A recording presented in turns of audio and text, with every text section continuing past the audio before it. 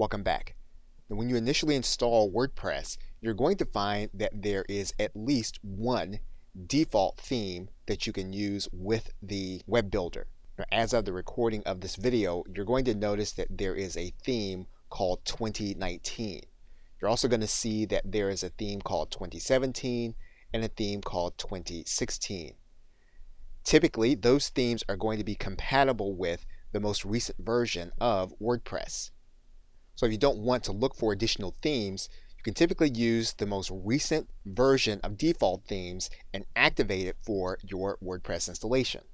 Now, when you are upgrading WordPress to the new version, in this particular case, if we upgrade our WordPress to the Gutenberg editor version, you'll find that there are going to be default themes that are older. And as of the recording of this video, some of these older themes that you're seeing on your screen, 2015, 2017, 2016, are all available in older versions.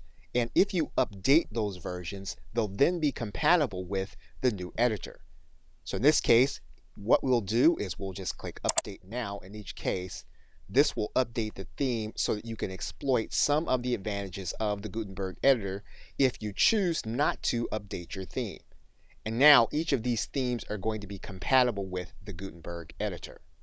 But even still, in most cases, it's going to be the easiest if you were to use the default theme that is most recent to the change. In this particular case, the one we're looking at is 2019, by activating it and then using it for your website or blogging purposes.